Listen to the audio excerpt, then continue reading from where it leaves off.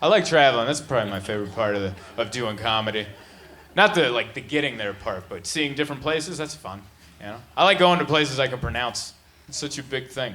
People get particular, you know? If you can't pronounce the town, like Escondido, nailing it, you know? No one's ever corrected me. Actually, nothing. They're like, you're doing so good all the time. I work in Boise, Idaho once a year, and the first time I worked there, they're like, actually, it's pronounced Boise. It's Boise. And I'm like, all right, oh, okay. You know, just so you know, nobody outside of here is calling it that. That little tidbit of knowledge hasn't made it past the city limits. But people do get particular. This time, last December, I was performing. I got hired to do a company Christmas party in Louisville, Kentucky. Those people corrected me immediately, all right? It was a big room. It was like 400 people. I went out there. I was excited to be there. It was my first time in Kentucky. I'm like, hey, it's so good to be here in Louisville. I had 400 people immediately. It's pronounced wool! It's wool, and it wool! And I was like, whoa, I am so sorry, Louisville. I apologize. And they were angry. It's wool. And I'm like, wool, wool, wool, wool, wool. And then finally I'm like, I can't, all right? I can't say it. I think I have too many teeth. I think that's...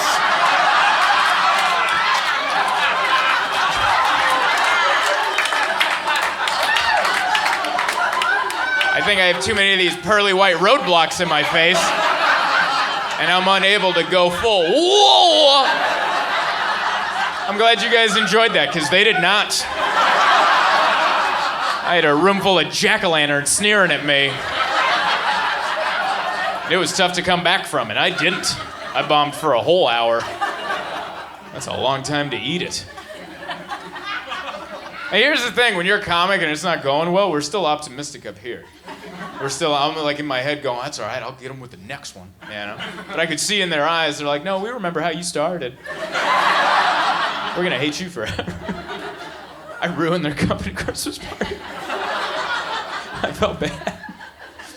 And they had this really nicely catered dinner after my show, which I was invited to before I went on stage. Like when I showed up, the lady who booked me was like, hey, afterwards we got this dinner, please hang out for dinner. I'm like, I'd love to, I love dinner. And then I went up and bombed for an hour, and you don't hang out after that. It's a little inside pro comedy tip. You don't bomb for an hour and then just sit down next to someone going, what are we doing here, chicken piccata? Huh? No, you get the hell out of there, you know?